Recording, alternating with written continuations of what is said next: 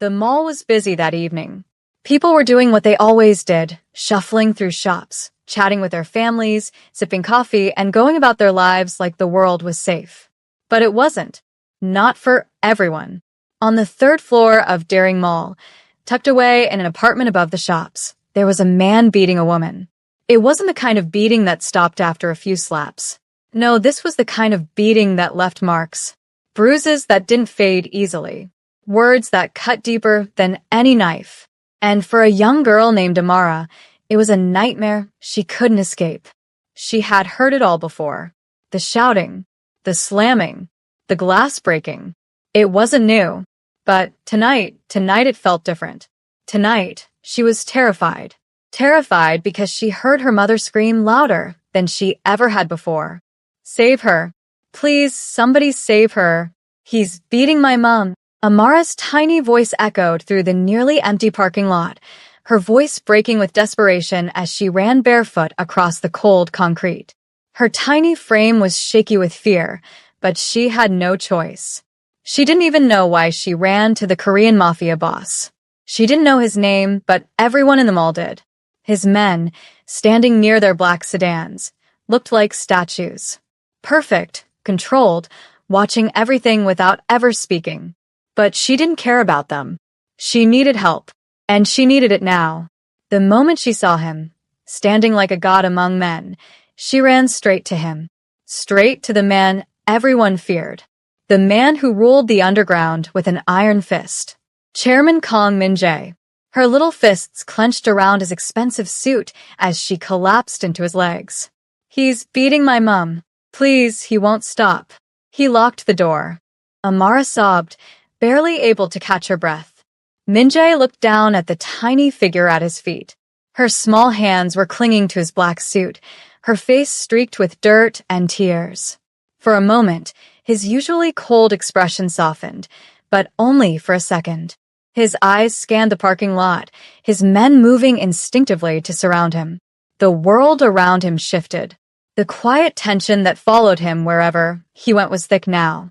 The people in the mall, who just a second ago had been oblivious, were now watching. The woman, the little girl, and the mafia boss in front of them. It wasn't a scene anyone was prepared for. But Min-jae was no stranger to control. It was the only thing he knew. Who is he? Min-jae asked softly, his voice cold, calculated. Who's the man who's putting his hands on a woman in front of her child? Amara's voice trembled as she replied, my mom's boyfriend. He's on the third floor. He's going to kill her if I don't get help. Please. Min-jae didn't flinch. He didn't speak to anyone else. His eyes never left the child as he crouched down in front of her. His expensive suit creased slightly, but he didn't care. Not now. Stay with me, he said firmly, his voice dropping slightly softer. You did the right thing. You came to the right person. I'm going to take care of it. Amara didn't have the strength to respond. She just clung to him, the only man who wasn't ignoring her. Without saying another word, Min-jae stood and gave a single nod to his men. We're going up. No police. No interference. His men nodded and moved quickly, almost too smoothly, like trained soldiers. They didn't waste time, but they didn't rush either. Min-jae's presence in that space was enough to change the air, enough to make the universe hold its breath.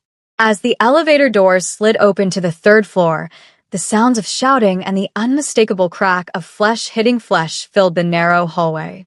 Min-jae's eyes narrowed. The confrontation was coming. Amara's heart was pounding in her chest, but she didn't cry. She had seen enough of the world to know that crying wasn't going to change anything. It never did. And as much as she wanted to run, to get as far away from this place as possible, she couldn't. Not when her mother was still up there. They walked down the hallway, the oppressive silence thick. The apartment door was in front of them. Amara froze. She knew what was happening inside. The shouting, the thud, the silence. It was worse than it had ever been before. Min-jae didn't knock. He didn't need to. With a single, controlled strike, he kicked the door open. The sound of wood splintering, the lock giving way, echoed through the hallway. Inside, the chaos was tangible. Furniture overturned. A lamp shattered. And in the center of it all, Her mother lay on the floor, bruised, bloodied, trying to shield herself from the blows. The man standing above her, a bottle still in his hand, looked up, startled. His alcohol-smeared brain couldn't process the danger standing in the doorway. "Who the hell are you?" he slurred, his grip tightening on the bottle like it was the only weapon left. Min-jae didn't answer. He just moved. His fist connected with the man's face with brutal precision. The bottle flew from the man's hand and shattered against the wall. The man stumbled back, blood starting to pour from his nose as he gasped for breath. "You think you can hurt her?" Min-jae's voice was calm, devoid of any emotion, but it held the weight of his reputation. "You think you can harm a woman like this in front of me?" The man didn't get a chance to reply. Min-jae moved in again, his strikes faster than anyone could react. 1, 2, 3 punches, each one landing harder than the last. "Stop." The man gasped, but Min-jae didn't stop. The world around him was silent, the violence unfolding in a slow, brutal dance of power and retribution. Amara stood frozen in the doorway, unable to look away from the scene before her. She had never seen anything like it. This was the man who would save them, but she didn't know if she could trust him. She didn't know if anyone could. But he was here now. And maybe, just maybe, he was the answer. Min-jae finished with the man on the floor, his body limp, barely conscious. His gaze shifted to Amara, the weight of the violence hanging in the air between them. "Stay close to me," he said. "We're going to get you and your mother out of here." As the man lay there, defeated, Min-jae's men moved into the apartment with clinical precision.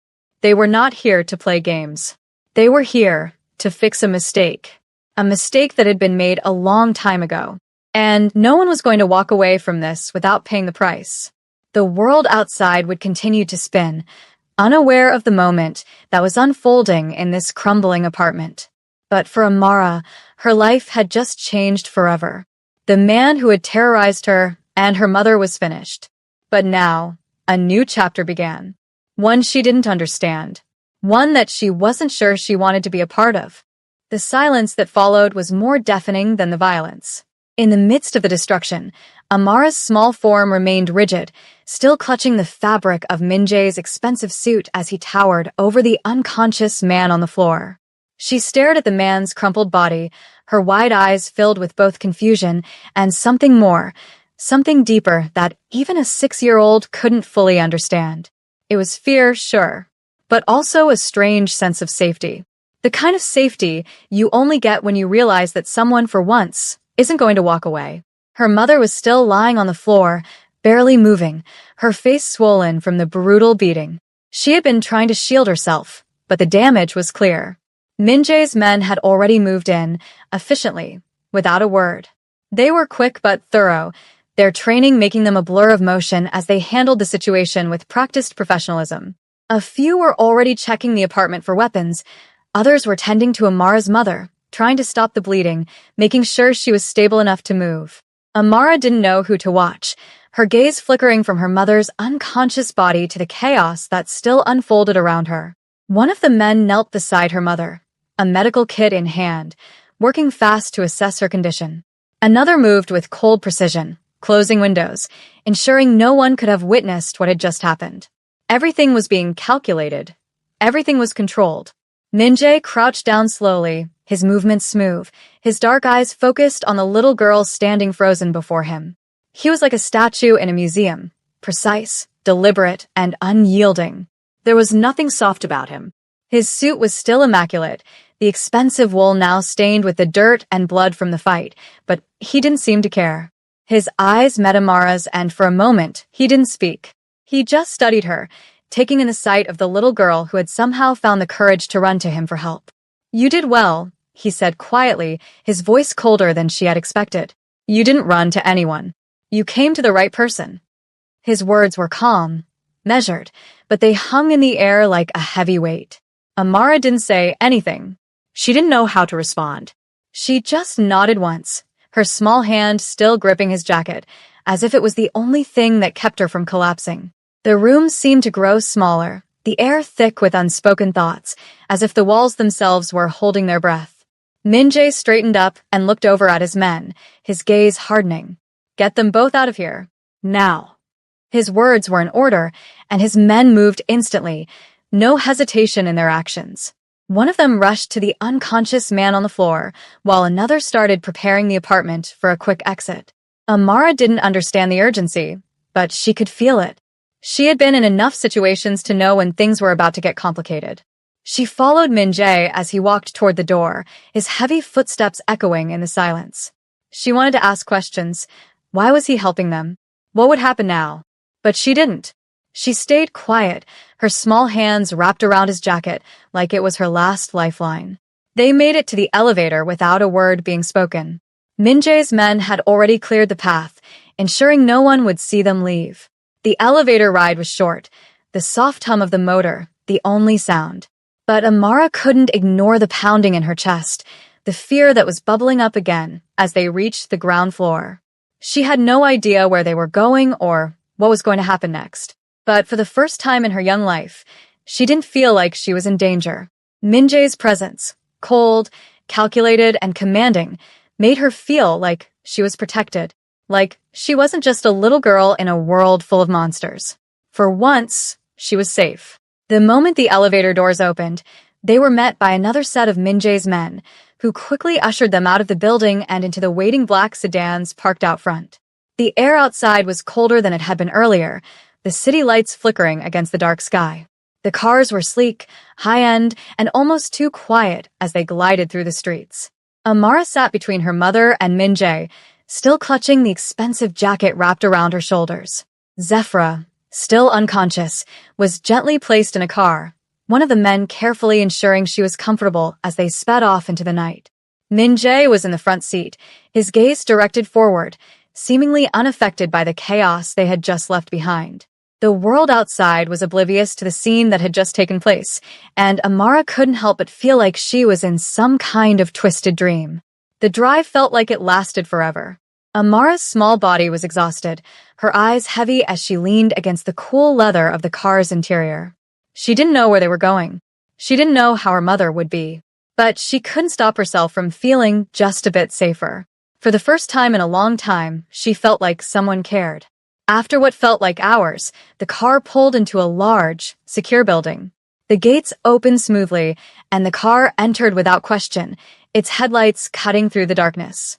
Amara didn't ask where they were. She didn't care. She just wanted to be sure her mother was okay. Min-jae didn't wait for anyone to open the door for him. He stepped out first, his movements smooth and controlled. One of his men was already on the phone, talking in hushed tones, but Min-jae paid no attention. His gaze shifted to Amara's mother, still unconscious and cradled carefully by two of his men. "Get her inside," Min-jae ordered, his voice never wavering. "We'll deal with her later." Amara was led into the building, her eyes scanning the space. It was modern, expensive, and heavily guarded. She had no idea where she was, but she didn't feel the same overwhelming terror that had gripped her earlier. Not yet, at least. Inside, the walls were lined with dark wood, polished floors that gleamed in the low light. It was almost too quiet. She felt out of place in the calm, but she didn't complain. She had learned long ago that complaining didn't change anything. It just made things worse. Zephra was quickly moved into a room, and a doctor arrived shortly after. Min-jae didn't follow them in. He stayed outside, as if everything happening around him was just another job. Amara watched him for a long moment, trying to understand the man who had saved her. There was no warmth in his eyes, no kindness, just a cold, controlled precision that made him who he was. "Why did you help us?" Amara asked, her voice small but steady. Min-jae glanced down at her, his expression unreadable. "I didn't do it for you," he replied. "I did it because I owe someone. And when you owe, you pay your debts." Amara didn't know what that meant. She didn't know who he owed or why he had helped them. But she did know one thing. She was no longer alone. She wasn't sure what this man was capable of, but for the first time in her life, she felt like she wasn't helpless anymore. "Stay here," Min-jae said, turning to leave. "You'll be safe." He left the room, his footsteps echoing down the hallway. Amara was left in the sterile quiet of the room, her heart still racing as she tried to process everything that had just happened. And in that moment, she knew one thing for sure. Her life would never be the same again. The room was silent except for the soft hum of the lights overhead and the distant sound of a door closing somewhere down the hall. Amara sat still in the corner, her hands folded tightly in her lap. She was watching her mother, Zephyra, lying unconscious on the bed. The sight of her mother's bruised and battered face made her stomach twist. Zephyra had always been strong, the kind of woman who never showed weakness, but now she lay there broken, a shell of the mother Amara had known. Min-jae hadn't told her what was happening. The men who had moved them into the building, the cold precision with which they handled everything, it was all a blur to her. She was too exhausted, too shaken, to focus on anything else. The only thing she could think about was her mom. How could a man like the one she had just seen, the one who had hurt her mother, think he could get away with it? The minutes dragged on, turning into an hour, maybe more.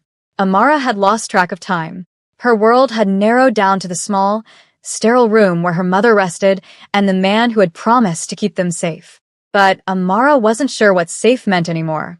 She didn't trust anyone easily, least of all men like Min-jae. There was something about him, something in his eyes, that made her uneasy. He wasn't like the people she had known before. He wasn't like the people who had hurt them. He was different, darker, and the uncertainty about him left a bitter taste in her mouth. But still, she had to admit, he had done something no one else had. He had shown up. He had stepped in. He had saved them when no one else would. That wasn't something she could ignore. Amara's mind was racing, processing everything that had happened in the last few hours. She couldn't understand it all, not yet. What was this place? Who was Min-jae, really? Why had he chosen to help them? There had to be something more to it than just paying a debt. That couldn't be the full story. As her mind continued to swirl with questions, the door to the room creaked open. Min-jae stepped inside, his tall, imposing figure filling the doorway. He looked every bit the Mafia boss, powerful, controlled, and untouchable. His expensive suit was perfectly tailored, his eyes cold and calculating as always, but something about his expression seemed to have softened just a little. He didn't look at her directly, but instead turned his gaze to Zephyra, who was still unconscious in the bed. "How is she?" Min-jae asked, his voice low and calm, as if he were speaking about a business transaction and not the well-being of a woman he had just saved. Amara didn't answer him right away. She just stared at him, trying to make sense of the man standing before her. She wanted to ask why he cared, why he had done what he did, but she didn't. Instead, she just nodded toward her mother. "She'll be okay," Min-jae said, his tone steady. "Dr. Yun's treatment should help her stabilize.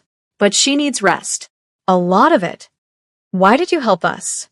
Amara blurted out, the question that had been gnawing at her finally escaping her lips. She hadn't intended to ask it, but the words tumbled out before she could stop them. Min-jae's gaze shifted to her. His eyes were dark, unreadable, as if he was weighing his response. He didn't seem angry, though.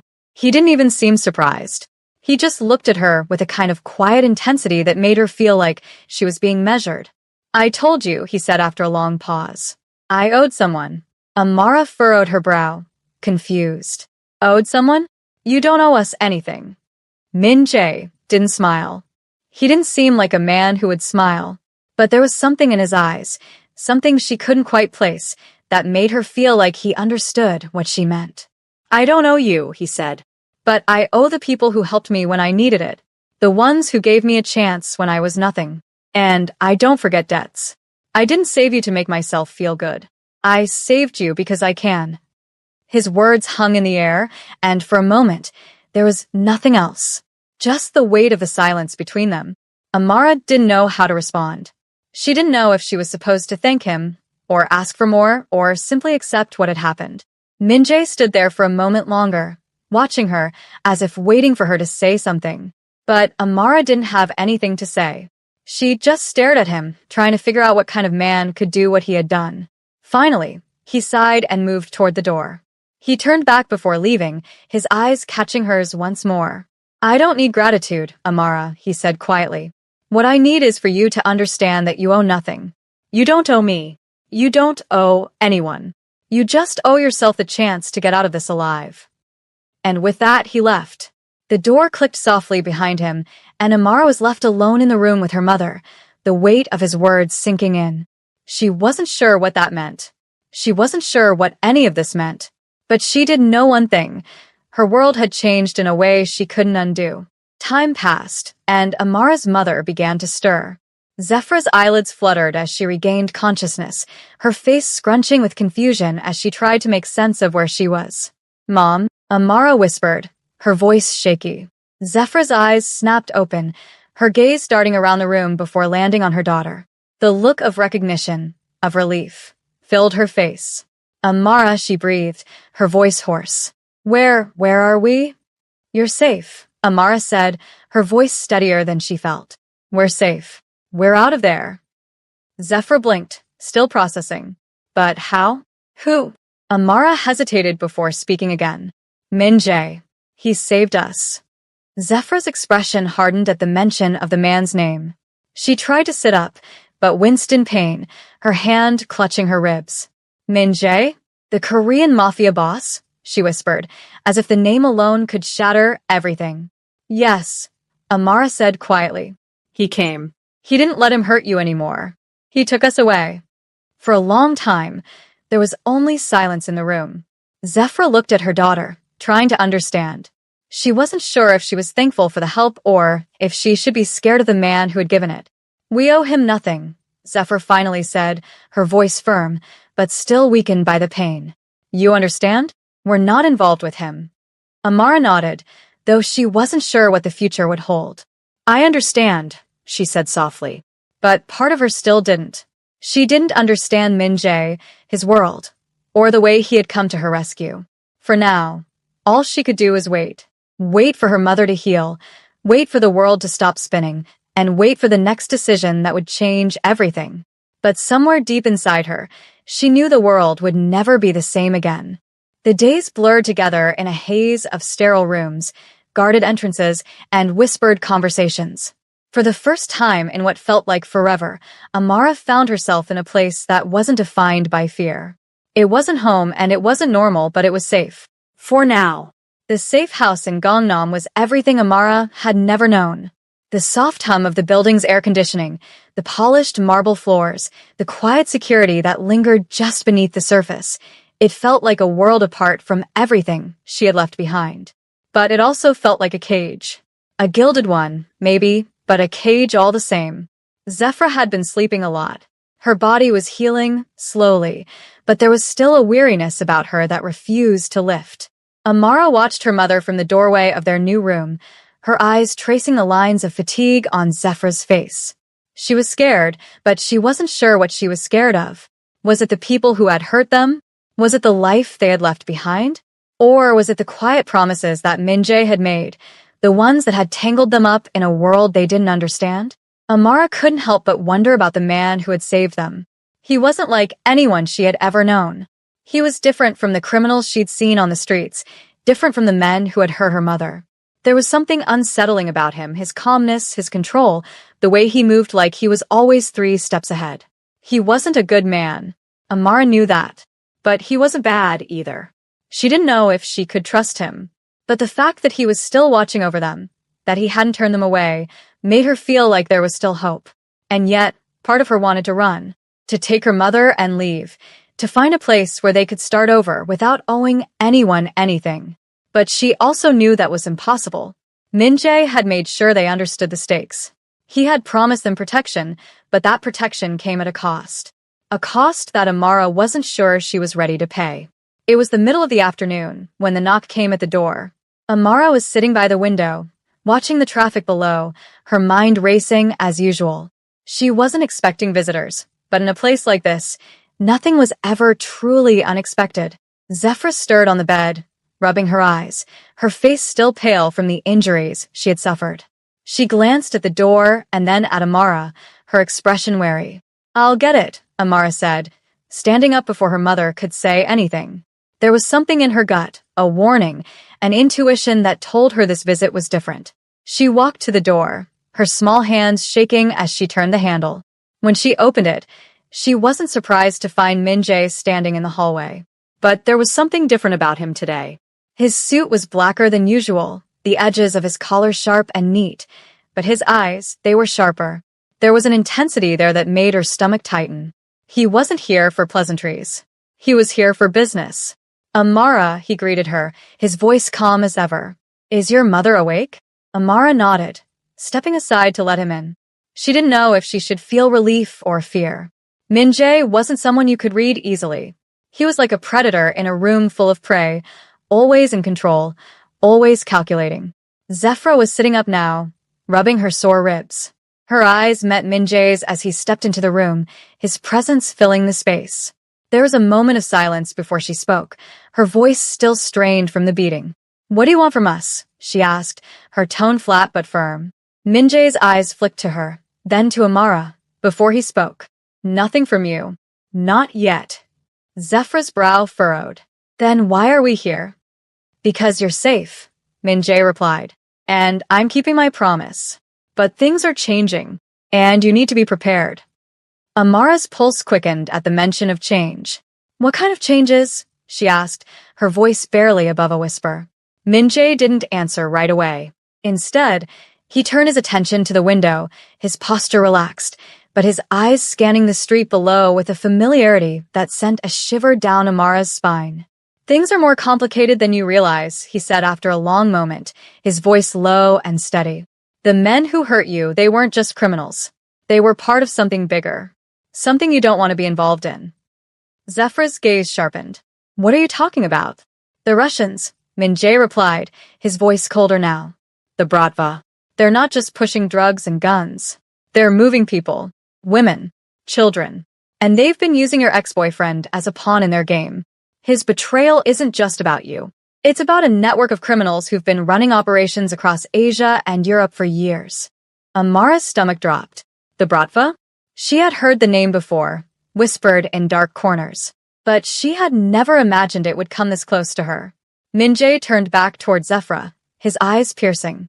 Your ex-boyfriend. He wasn't just a man who beat you. He was a cog in a much larger machine. And that machine is now after both of you. Amara's heart pounded in her chest. She couldn't breathe. Everything had been spinning so fast, and now it was like the world had come crashing down on them. Are you saying they'll come for us? Zephyra's voice was low, but Amara could hear the fear beneath it. Min-jae's expression didn't waver. They already have. The weight of his words hung in the air like smoke. Amara could feel her legs start to shake beneath her. The room, once so secure, now felt suffocating. She wanted to run. She wanted to disappear into the world outside, where none of this could touch her, but she knew it wouldn't work. Not now. Not anymore. We need to move, Min-jae continued, his gaze never leaving them. I've arranged for you to go somewhere safe, where you'll be protected. But you need to trust me. You need to follow my orders, no questions asked. If you don't. He let the silence stretch between them, the threat hanging unspoken in the air. Zephyra looked at Amara, her eyes filled with the kind of decision only a mother could make. I trust you, she said finally, though her voice trembled. But I need to know this isn't just a game to you. That you're not just protecting us for some reason I don't understand. Min-jae gave a sharp nod. I'm not a good man, he said, his voice devoid of emotion. But I'm not your enemy. I'm doing this because I don't let people I protect get hurt. And because I made a promise. That was all Zephyr needed to hear. Without another word, she nodded in agreement. For the first time since they had arrived in this strange new world, Amara felt something inside her stir. It wasn't hope, not yet.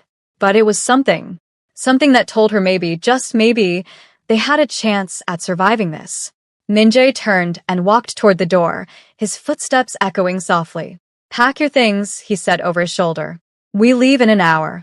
Amara and her mother exchanged one last look, neither of them knowing what would happen next. The story was far from over, but this moment, this decision, would mark the beginning of something far more dangerous than they had ever imagined. The silence in the penthouse was deafening. The calm before the storm, the kind of stillness that always preceded chaos. Amara stood by the window, her small fingers pressed against the cool glass, watching as souls stretched out beneath her. It was the kind of view people only dreamed of, but for her it felt more like a prison. The lights twinkled like 1,000 stars, but there was no peace to be found in the beauty of the city. Not when everything around her was about to change forever. Zephyr sat at the table, her hands trembling slightly as she stirred her coffee. The bruises on her face were fading, but the wariness in her eyes hadn't gone away. She was healing physically, but emotionally, she was still a million miles away from the woman she used to be. And Amara, despite everything that had happened, was starting to feel the same way. They weren't free. Not yet. They had been given a temporary reprieve, but Amara knew that nothing in Minjae's world came without a price. Minjae was seated across from them, his presence as commanding as ever. His sharp suit, expensive watch, and controlled demeanor made him seem untouchable, a man who existed in a world of power and shadows. But now, there was something different in his eyes. Something that suggested he was no longer just a player in that world. He was about to burn it all down, and he was going to make sure that nobody, not even the ones who had helped him rise to the top, could stand in his way. Amara couldn't shake the feeling that this moment, this conversation, was a turning point. For her mother, for Minjae, and for the city they were all trapped in. "I've made arrangements," Minjae said, breaking the silence. His voice was calm, but there was an edge to it now. The quiet intensity was unmistakable. "Tomorrow we strike." Amara's stomach churned. "Strike?" she repeated, her voice barely above a whisper. "Who are you striking?" Minjae's eyes flicked to her, his gaze unreadable. "The Bratva," he said, his voice still controlled, but there was something in his tone that made her blood run cold. "And anyone else who thinks they can hurt you, or anyone else who thinks they can threaten the people I care about." Zephyr looked up at him, her expression skeptical, but not surprised. She had already begun to suspect the kind of man Minjae was. The kind of man who did things that couldn't be undone. The kind of man who built his empire on violence and blood. "You can't just take on the Bratva," she said quietly. "This isn't some small-time operation. You don't just wake up one day and say, 'I'm going to destroy them.'" Minjae's lips curled into the faintest of smiles. "I don't just wake up one day. I've been planning this for a long time. The Bratva thinks they can operate without consequences. They think they can use people like you as pawns in their game. But they've made a mistake, and I'm going to make them pay." Amara's mind raced. "But you're not the good guy, are you?" she blurted out. "You're not a hero. You don't save people just to be nice. You do it because it benefits you." Minjae didn't flinch. He simply watched her with a steady gaze. "I never said I was a hero," he replied, his voice low and cold. "But that doesn't mean I can't do something good once in a while. I'm not trying to be good, Amara. I'm trying to be something else. Something that gets results." Amara looked down at the floor, unsure how to feel. She couldn't decide if she should thank him for saving them or resent him for making them part of his world. He had given them safety, but that safety came at a cost they hadn't fully understood yet. Zephyr leaned forward, her voice steady, but filled with concern. "How many people are going to get hurt in all of this? How many lives are going to be destroyed because of your decisions?" Minjae's eyes flicked to her. "I've already made my peace with that," he said flatly. "You can't change the world without breaking something first. Sometimes, people have to pay the price for the greater good." "That's the excuse of every criminal," Zephyr shot back, her voice sharp. "And what happens when you destroy everyone else's lives for the sake of your empire? What happens when it's over and you're left alone?" Minjae didn't answer.